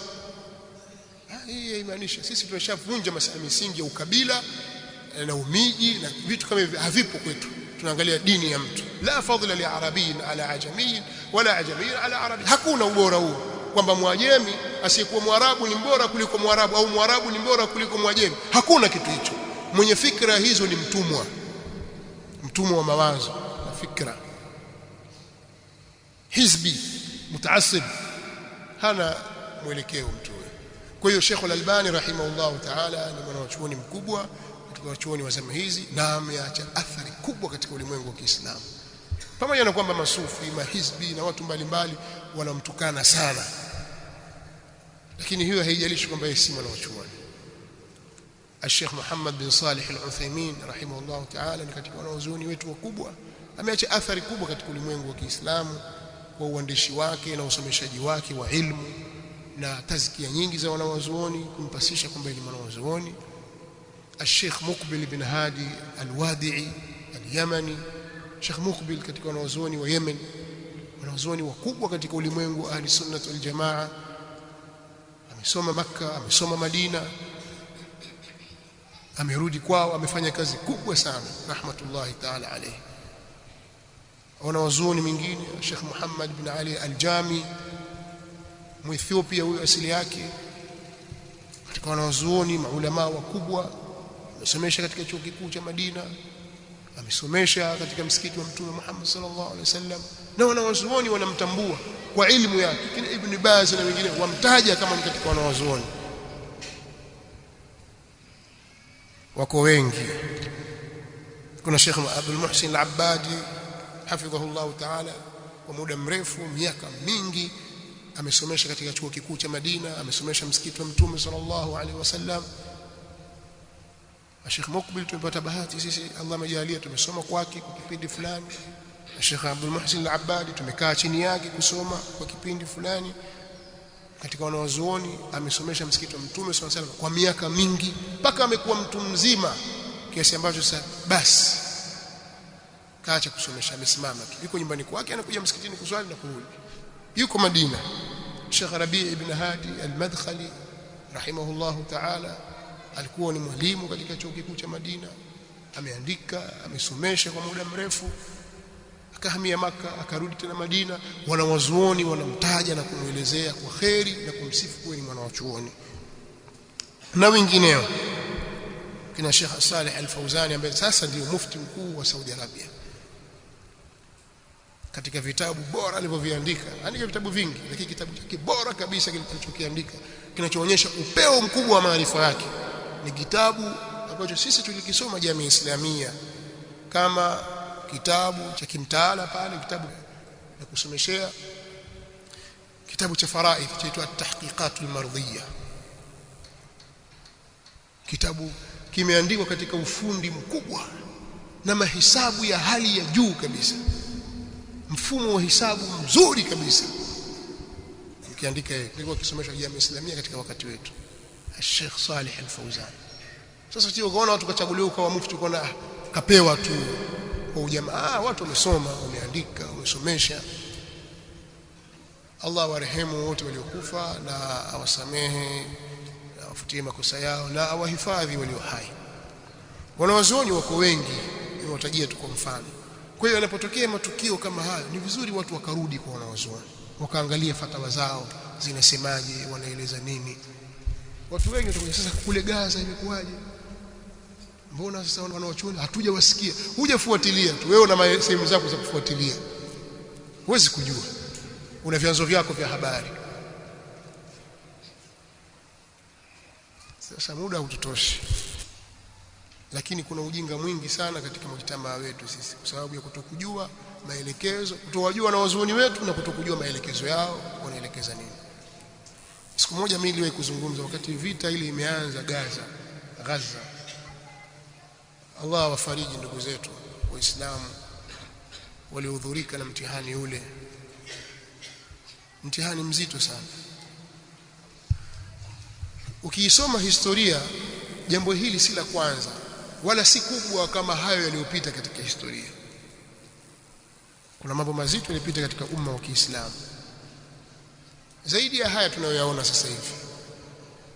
Mpaka kuna mwanachuoni mmoja wa kihistoria wa Kiislamu anaitwa Ibn al-Athir, katika mjalladi wake wa 9 volume namba 9 alipokuwa 9 au 10 nasahau sasa, lakini nimesoma muda mrefu, alipokuwa akielezea mashambulizi ya wanaoitwa wa Mongolia, Tatars wa Mongolia walipokuja kutoka huko Mongolia kuja katika nchi za Kiislamu, wakaingia katika mji wa Baghdad na miji mingine. Tukio lile al-Imam Ibn al-Athir asema nimetafakari mara nyingi sana kulielezea tukio hili. Kwa hakika hili jambo halijawahi kutokea tangu dunia imeumbwa. Kwa hiyo nataka kuandika, lakini nafsi yangu inasikia huzuni sana kwa mambo yaliyowasibu Waislamu. Sheikh Waislamu waliuawa kwa kiwango cha kutisha mno, haijawahi kutokea. Allah subhanahu wa ta'ala akatia hofu katika nafsi za Waislamu. Anaweza kuja askari mmoja wa Kimongolia akawakuta kundi kama hili la Waislamu, akaua mmoja baada ya mwingine, akamuua huyo, akamuua, afu akaondoka, asiguswe hata na mtu mmoja, watu wote kimya, wamepata baridi. Kuna tukio moja nilisoma, yuko mzee mmoja, binti yake au mke wake alitaka kubakwa na mmoja katika askari wa Kimongolia, alaihim la'inullah, mbele za Waislamu, makundi ya Waislamu wako pale. Kaja mtu mmoja tu, yule mzee ana miaka kama 70, akasema mimi sikubali bwana, humbaki, akapigana akauliwa pale. Waislamu hivyo wakaangalia, hofu imewapata, imeingia katika nyoyo zao, washindwa hata kunyanyua mkono. Usi mtu mmoja tu tumnyonge huyu, kila mmoja achukue kiungo chake, lakini walishindwa hata kuthubutu kumwambia acha.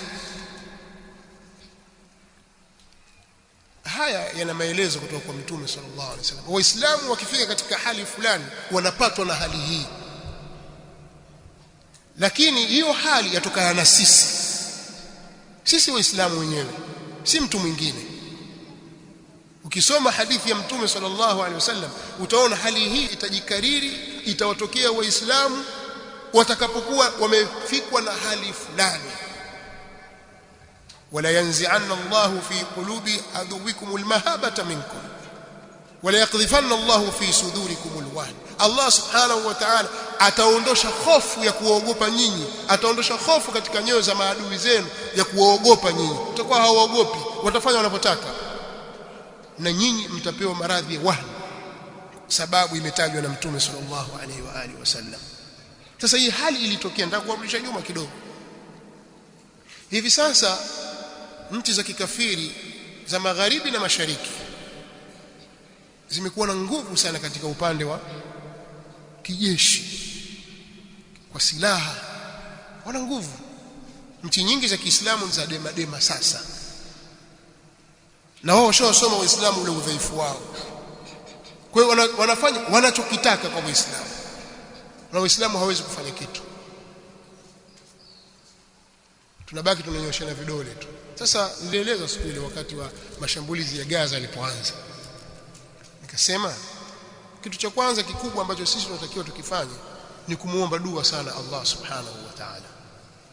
Tuwaombee wale ndugu zetu, kwa sababu nusru itoka kwa Allah subhanahu wa ta'ala. Wa man nasru illa min indillah. Tayari tuko katika hali ya udhaifu, lakini kuna makundi yanasababisha hili kwa makusudi. Nikatoa mfano. Kwa mfano, mimi nilifuatilia nyuma kidogo, kuna baadhi ya watawala wa nchi za Kiarabu waliona ni vizuri tujishushe chini, tuingie kwenye mazungumzo ya usuluhishi na upatanishi na Wazayuni, pamoja na kwamba kila mara wanawashambulia Waislamu, wanawaua, wanavunja mikataba. Lakini sasa hali ilivyo, tuingie nao tu mikataba ya amani, wakiongozwa na Saudi Arabia. Wakaingia katika mazungumzo, pakazungumzwa mpaka sasa ikawa baadhi ya vipengele vyatekelezeka. Watu kutoka Palestina, hasa bil khususi Gaza, wanasafiri kwenda kufanya kazi nchi ya Kizayuni huko, yani Israeli, wanakwenda wanarudi, milango imefunguliwa, watu wanakwenda na kurudi, na mazungumzo mengine yanaendelea. Sisi tunaona kwamba hiyo ni afadhali, hata kama ana malengo mabaya, ana nia mbaya, lakini amani yao na utulivu wao wale ndugu zetu ni afadhali, ndio akhafu dararaini wasulhu khair. Bali Mtume صلى الله عليه وسلم aliingia sulhu na Mayahudi mbalimbali na washirikina, aliingia nao mikataba, tena kwa mikataba kandamizi. Hakuna mkataba kandamizi kama wa sulhu ya Hudaybiyah, lakini Mtume صلى الله عليه وسلم aliukubali kwa maslahi. Sasa kuna baadhi ya makundi waliona kwamba hii sulhu ikipita ina maana ni heshima kwa nchi fulani na nchi fulani na nchi fulani, itakuwaje sasa? Hakuna sulhu. Yakafanyika mashambulizi yale ya Oktoba 7, ilikuwa Oktoba 7 ilikuwa kweli, Mayahudi waliuawa, kuna vitu viliathirika, lakini hebu pimeni sasa maslahi ya kuuliwa wale Wayahudi waliouawa katika kipindi kile na siku ile na shambulizi lile, na uharibifu uliofanywa na Mayahudi ndani ya Gaza. Gaza haiko, nchi yote imevunjwa. Watoto wangapi wamekufa kwa mashambulizi yale? Wanawake wangapi wamebakwa? Watu wangapi wamepata ulemavu? Mashambulizi ya kinyama zaidi ya genocide, zaidi. Na ulimwengu watazama, waona, waunga mkono, Waislamu wapige kelele tu. Lakini sulhu au vita vipi ilikuwa na nafuu, ilikuwa na khair? Nikasema mimi haya mauaji yanayofanyika na uharibifu unaofanyika, matokeo yake itakuwa sulhu. Lakini sulhu wakati tushauawa, sulhu miji ishaharibika. Kwa nini singekuwa kabla? Yuko mmoja katika wanaharakati, si shekhe, mwanaharakati wa kisufi mshia, sufi mshia, akanijibu, nyinyi mmetumwa na Mayahudi, mashehe waliotumwa na Mayahudi. Asiyazungumza maneno hayana mwelekeo wote, lakini ili mradi tu kwamba naye kasema, kaona huyu mtu mzima mpuuzi, nimwache. Sasa imekuja yale kwamba sulhu baada ya kuwa nyumba yako imevunjwa, hakuna kukulipa, hospitali zimevunjwa, watu wameuawa, hao wanaotaka kupigana wamejificha chini ya mapango, wengine wamejificha Qatar.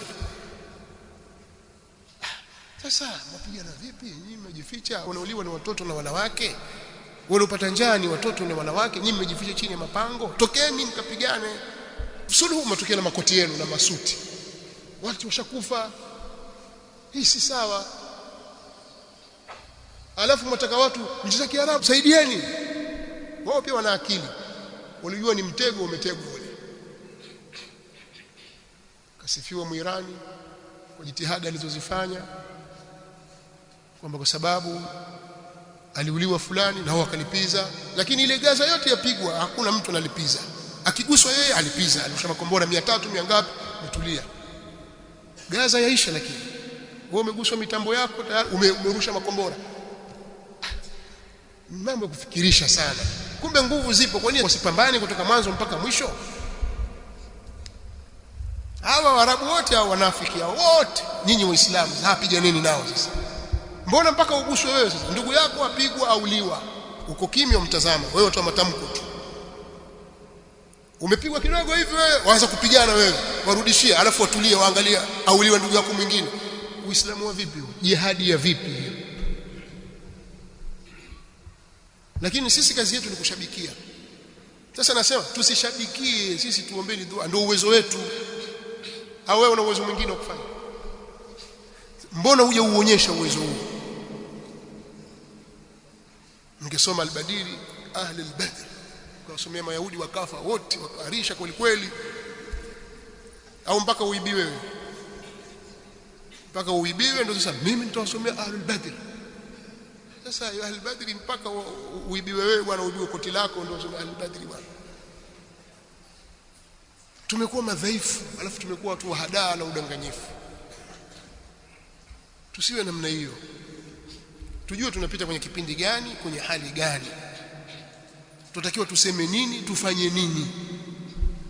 Tumwombe Allah subhanahu wa ta'ala tutie nguvu katika dini yetu, lakini udhaifu tunaujenga kutoka kwenye nafsi zetu.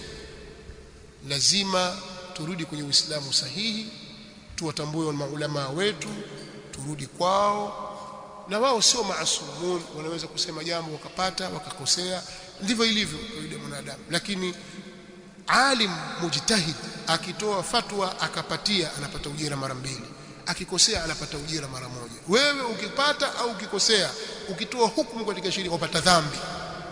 Yani mtu mjinga, angalia Uislamu unavyoeleza, mtu mjinga akizungumza kwa rai yake, hata kama akapatia, apata dhambi.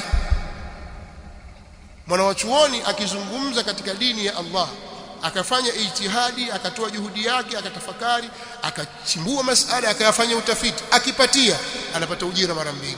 Kama atakosea atapata ujira mara moja mbele ya Allah subhanahu wa ta'ala. Kwa hadithi ya Mtume sallallahu alaihi wasallam, mjinga apata dhambi. Hilo takiwa wewe ulijue. Na yote yanayotusibu ni kwa sababu ya nafsi zetu. Inna Allaha la yughayyiru ma biqaumin hatta yughayyiru ma bi anfusihim. Kwa hakika Allah subhanahu wa ta'ala hata yabadilisha mambo yaliyoko kwa watu mpaka wao wabadilike. Kwa hiyo matatizo yote yanayojitokeza ulimwenguni sababu ni sisi. Makafiri wapata kiburi sababu ni sisi. Wana nguvu juu yetu sababu ni sisi. Sisi wenyewe. Kwa lazima turekebishe tulipokosea. Allahu musta'an. Hii mada ni pana sana jamani. Kwa sababu ningegeuka upande wa pili nikawajeruhi kidogo wengine ambao si wanawazuoni au hawako katika njia sawa sawa. Na hiyo pia ni katika manhaji ya Ahlus-Sunnah wal Jamaa. Lakini mlango huu nikiufungua ni mlango mwingine mpana sana. Wakati wake hauwezi kubebwa, maudhui hawezi kubebwa na wakati huu. Tutosheke naye. Hata haya maswali pia sidhani kama nitapata muda wa kuyajibu. Naangalia maswali mepesi ambayo yanaweza kujibu kwa ufupi. Kama yapo nitayajibu, kama ambayo hayapo ile kwa maelezo marefu nitayaacha, hata kama ni maswali mazuri. Tasema ile swali moja tu. Miongoni mwa shubha wanazotumia watu wa batil dhidi ya dawa hii ni kusema kuwa hatuwezi kuufuata Uislamu kama walivyofuata masahaba, Allah waridhie, kwa sababu ya utofauti mkubwa kati ya mambo ya kijamii kama uchumi, science, biashara na mambo mengine. Ni yapi maneno yenu katika kuirudi shubha hii? Barakallahu fikum. Kwamba sisi tuambiwa tufuate manhaji ya salaf, lakini tutaifuata vipi manhaji ya salaf wakati kuna utofauti? Swali linakuja hivi, utofauti wa wakati na maendeleo ya kijamii, kisiasa, kiuchumi, kisayansi na nyanja nyingine. Je, maendeleo haya yatageuza kuwa Allah subhanahu wa ta'ala hayuko juu ya arshi? Kwamba sasa imefika wakati sasa hapa atakuwa hayuko kwenye kitu kingine, kahama pale. Kwa sababu kuna mabadiliko katika ardhi hii ya mambo mbalimbali na maendeleo. Kwa hiyo itikadi ile haiwezi kuwa tena itikadi sahihi, kwamba Allah subhanahu wa ta'ala ataonekana kwa macho kwa akhira, waumini watamuona. Kwa sababu sayansi imepiga hatua sana, kwa ile jambo sasa hivi haliko tena. Hizi ni akili chafu. Haya maendeleo hayawezi kubadilisha suala la imani. Misingi ya imani itabaki vile vile, hata kama wakati na zama zitabadilika, hata kama watu watabadilika, misingi ya imani ni ile ile. Hilo jambo la kwanza. Jambo la pili, ibada. Na sisi tumeambiwa tuwafuate as-salafu salih katika mambo ya imani na itikadi. Je, haya yanabadilika kwa sababu wakati umebadilika? Jawabu, hapana. Mambo yako vile vile. Basi itakiwa tuamini kama walivyoamini wale. Tumeelewana? Tuje katika ibada. Sisi tumewekewa ibada maalum. kuna ibada zinazohitajia tahara kama wudhu, kama vile sala, na kuna ibada nyingine zinahitaji mambo mengine. Je, kwa sababu ya science au kwa sababu ya maendeleo ya kiuchumi itafaa kuswali bila ya udhu? Je, kwa sababu maendeleo hayo tuswali tunapotaka sisi, tuelekee kwingine kusikokuwa kibla kwa sababu ya maendeleo tu? Jawabu, hapana. Swala ni ile ile na utaratibu ni ule ule na tutaufuata mfumo ule ule. Hakuna kitakachobadilika, hata kama wakati umebadilika, siku zimebadilika, uchumi umebadilika, kwamba wale walikuwa wakiswali mtu ana nguo yake moja ndio hiyo hiyo, wengine wana nguo za ngozi ya kondoo, sisi tuna nguo nyingi tu. Sawa, wanaswali katika misikiti imejengwa kwa magogo ya mitende, imezikwa na makuti ya mitende, mvua ikinyesha yawapata, joto jua likiwaka wao wanaathirika na ukali wa jua.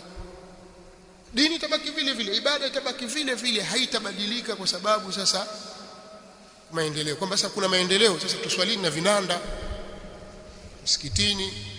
Sawa, maendeleo. Tuweka bluetooth hapa, hakuna imamu wala nini, asoma sisi Allahu Akbar turukuu.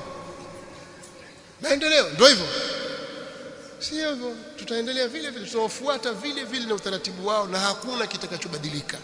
Wanataka kutubadilishia dini ni masufi, waleta vinanda, waleta mapiano katika mambo ya dini, katika sherehe zao wao, kwa sababu wanaiga wa Kristo.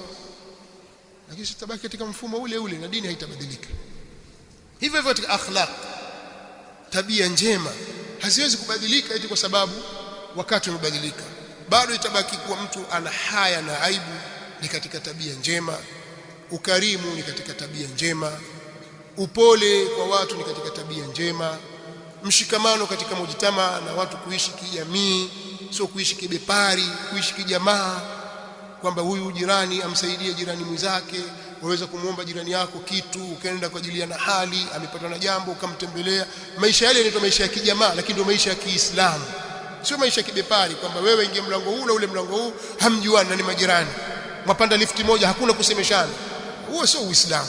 Eti maendeleo yamekuwa makubwa, kila mmoja ajue mambo yake. Huo ni uchoyo, ukafiri, tabia za kimagharibi za kichoyo, wachoyo kweli kweli, kwamba mkono nyumbani kwake basi utapewa gazeti usome, maadamu kuja na taarifa upewe kule. Ule ni uchoyo na ndio asili ya ukafiri. Sasa mbona umekuja hujatoa taarifa? Ni mgeni. Kuna bwana mmoja alikuwa elezea kisa, asema kuna mbedui mmoja alikwenda jangwani, alikuwa anatembea, akafika mahali usiku umeingia, akaenda kwenye hema pale. Alipoingia kwenye lile hema, akamkuta mwanamke, mama mmoja pale. Nani? Mimi mgeni. Karibu, nataka chakula. Yule mama akamtengea chakula, akampa akala. Mume wake alipokuja, huyu nani? Huyu mgeni, sisi hatuna nafasi ya wageni, ondoka. Akamfukuza yule bwana, akaondoka. Visa tu, Allahu aalam usihi kwake, nataja tu kama mazungumzo. Akaenda kwenye sehemu nyingine mbele huko, akaenda kwenye hema jingine. Siku nyingine akaingia wenyewe, hapa mimi mgeni, nataka chakula. Yule mwanamke pale akamkatalia, hakuna chakula hapa, kula. Akagomba sana yule mwanamke. Mara mume wake akaingia, vipi? Hakuna huyu. Akamwambia ampe chakula. Akapewa chakula, akala. Alipomaliza, sasa mimi nimekuta jambo la ajabu sana. Kule mwanamke kanipa chakula, mwanamume kanifukuza. Hapa mwanamke anifukuza, mume nipa chakula. Akamwelezea, akamwambia yule ulimkuta kule, yule mwanamke aliyekupa chakula yule mdada wangu, na huyu ulimuona hapa, huyu mwanamke yule ndo kaka yake. Kaka yule, tabia zao choyo. Huwa mara nyingi watu wafanana katika maadili yao, nifahamu. Sasa hawa wazungu makafiri, sizungumzi wazungu wa Uislamu. Nilikuwa na rafiki yangu mmoja mzungu, nilikuwa nikisoma naye darasa moja kwenye Jamii Islamia Madina. Ikifika wakati wa break hivi, tunakwenda mahali kwenye mkahawa na gari yake, tunakula chai, tunazungumza, time ikifika tunarudi zetu. Siku moja akaniambia hivi, sisi tulipokuwa wa makafiri kule kwetu, huwezi kuona kitu kama hiki. Yani mimi nikuchukue na gari yangu afu nikija hapa tunywe chai afu kulipie, haiwezekani hata siku moja. Lakini anasema wallahi Uislamu ni neema kubwa kabisa. Kwa siku hana na nalipa mimi sina nalipa yeye, au siku nyingine anaanza kama acha nalipa mimi, lakini anasema hii kwetu yeye ni mzungu hasa, kwetu hii kitu hamna, wala usije ukathubutu kuna nyumbani kwa mtu wanaoishi nchi hizo wanajua haya mambo. Kwa hiyo nataka kurudi kwamba tabia njema haziwezi kubadilika kwa sababu ya maendeleo. Zitabaki kuwa ni tabia njema na tabia mbaya zitabaki kuwa tabia mbaya vile vile. Hata hukumu za kiutawala, mtawala awe mdhalim au awe muadilifu, hata kama kuna maendeleo ya kiasi gani, hukumu zitabaki zile zile. Mtawala au Muislamu au awe kafiri, hukumu zitabaki vile vile, hazitabadilika. Tumeelewana? Hali ya hofu, hali ya amani, shida na dhiki, faraja, hali liko vile vile, kwa maana kwamba sasa hivi kuna maendeleo. Kwa hiyo tukifanya shughuli zetu na harusi zetu, ruhusa sasa sisi tucheze ngoma, tule nguruwe, tunywe bia. Sio jua watu wameendelea sasa na tabia mambo ya zamani ya wazee kwamba Uislamu hauwezi kupitwa na wakati. Uislamu ni dini salihun likulli zamanin wa makan. Kama ndivyo hivyo, basi sisi ni wajibu juu yetu kushikamana na yale walioshikamana na wenzetu katika jambo la dini. Sasa kwenye matumizi ya vitu vya kilimwengu, sasa hayo ndio mambo mengine. Sasa hayafungamani chochote na nguzo za imani wala nguzo za Uislamu wala hukumu za ibada wala katika akhlaq wala chochote. Kwamba sasa wao hawana simu, sasa ndio nini? Kweli ilikuwa hawana simu, ndio nini? Sasa imeharibika kitu gani sasa? Utapewa hukumu yake. Je, simu kuitumia hivi yafaa au haifai? Jambo hili yafaa, hivi haifai. Wao walikuwa hawana Instagram, sasa leo unayo, ndio nini sasa? Itabaki vile vile, vya haramu vitakuwa vya haramu na vya halali vitakuwa ni halali, hivyo hivyo. Umeelewa? Si mnaelewa mnachokisema? Uongo utabaki kuwa ni uongo hivyo hivyo, hata kama waandika kwenye Facebook ni uongo tu, haitabadilika kuwa ni ukweli eti kwa sababu wale walikuwa hawana Facebook. Kwa Facebook lazima useme uongo, haibadilishi kitu. Kwa hiyo mwelekeo hili mlielewe. Kadhalika kueneza mambo ya uzushi na kuwazulia watu uongo, dhambi zake zitabaki pale pale, haijalishi kwamba wewe umeandika ukiwa wajulikana au hujulikani, bismi mustaar, majina feki au jina halisi. Chochote utakachokifanya utahesabiwa mbele ya Allah subhanahu wa ta'ala. Hilo lazima ulijue. Kwa hiyo haya maendeleo yameturahisishia sisi mambo mengi. Taarifa, kama tumetoa taarifa katika mambo ya semina, mmejisajili kwenye semina, ndio tutatumia katika njia sahihi. Sasa taarifa, mjaradi wa taarifa kufika. Naona ningeishia hapa kwa sababu ratiba nyingine zinatakiwa ziendelee na hatutakiwi kuwachosha sana. Kwa hiyo najua bado watataka maneno, lakini yatosheleza. Hikma ni kuishia hapa. Inshallah mimi nitarudi tena nadhani kwenye mada nyingine. Ikiwa leo imeanza mwishoni mwa wiki hii, leo si Jumamosi, kuna Jumapili. Sisi ndio mwanzo, sio weekend, ndio mwanzo wa wiki Kiislamu. Jumamosi siku ya kwanza, Jumapili siku ya pili, Jumatatu siku, kuna nadhani tutakutana Alhamisi hapa kwenye mhadhara mwingine. Ndio hivyo inshallah. Lakini katikati hapa watakuja mashekhe wengine, mtakuwa pamoja na nyinyi. Haya maswali yenu na yahifadhi. Barakallahu fikum. Subhanakallahumma wa bihamdik, ashhadu an la ilaha illa anta astaghfiruka